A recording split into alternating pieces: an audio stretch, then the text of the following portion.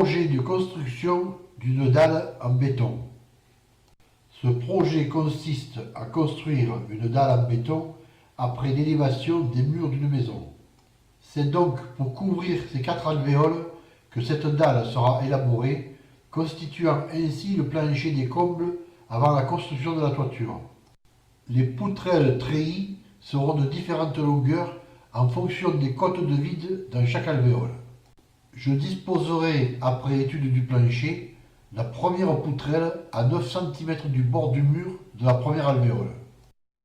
Je disposerai ensuite les autres poutrelles en tenant compte de l'intervalle correspondant au ourdi, c'est-à-dire 48,5 cm. Le dernier ourdi reposera ainsi d'environ 2 à 3 cm sur le mur opposé. Ces dispositions permettent ainsi de minimiser le nombre des poutrelles portant sur les linteaux. Ici 3, mais sans ces précautions, il y en aurait eu 4. Et 3 ici. Les poutrelles des autres alvéoles sont disposées de la même façon, assurant ainsi une continuité.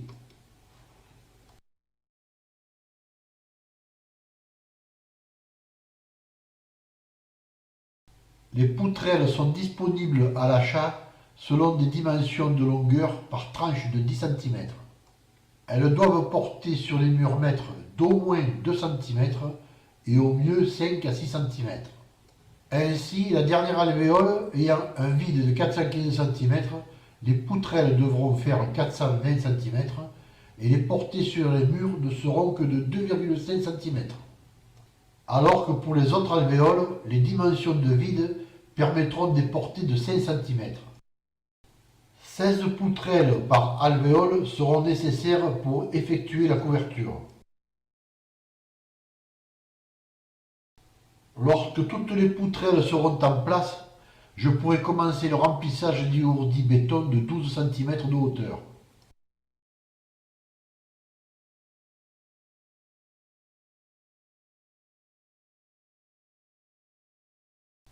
Comme prévu, les ourdis de la dernière travée reposent d'un peu plus de 3 cm.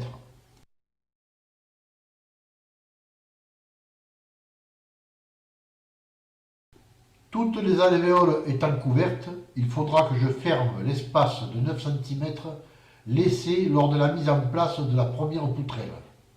Pour cela, je disposerai sur chaque alvéole une poutrelle supplémentaire qui, avec ses 12 cm de largeur, conviendra parfaitement pour obstruer ce vide. J'effectuerai ensuite le ferraillage. En commençant par le chaînage, j'utiliserai des armatures de 8 cm sur 8 cm composées de 4 tors de 10 mm de section, reliés à chaque angle par 4 équerres en tors de 10 mm de section.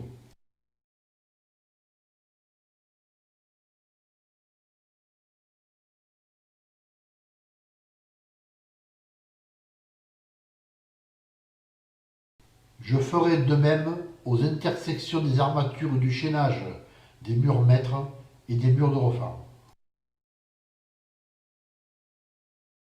Sur les murs de refend, les poutrelles seront en vis-à-vis. Je les relierai par des filants en tors de 10 mm de section et de 2 mètres de longueur.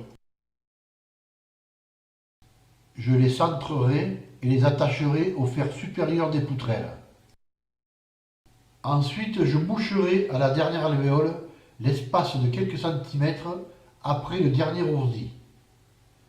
Un madrier de 17 sur 7 cm et quelques étais feront l'affaire.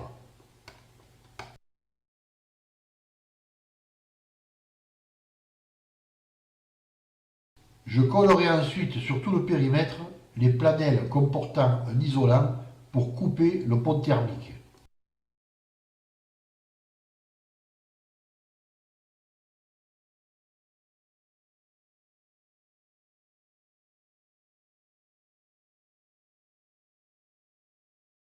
Puis, à chaque extrémité des poutrelles, que ce soit sur le périmètre ou sur les murs de refend, j'attacherai un chapeau en fer de 10 mm de section sur les fers supérieurs des poutrelles en prenant soin de crocheter la partie coudée dans le chaînage. Je ferai de même sur le chaînage perpendiculaire aux poutrelles en attachant un chapeau tous les 60 cm. Puis enfin, par-dessus tout cela, j'attacherai les panneaux de treillis soudés de 240 sur 420 cm ayant des mailles de 20 cm de côté et 6 mm de section.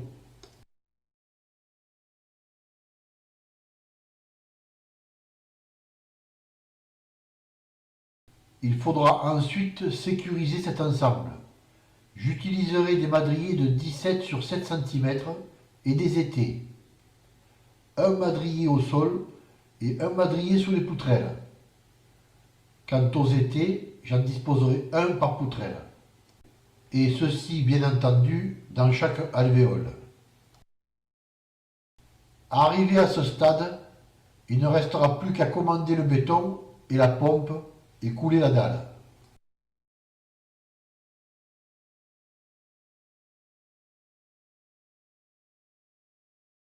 Avant de quitter, n'oubliez pas de vous abonner à notre chaîne et de cliquer sur j'aime pour nous encourager. Et merci.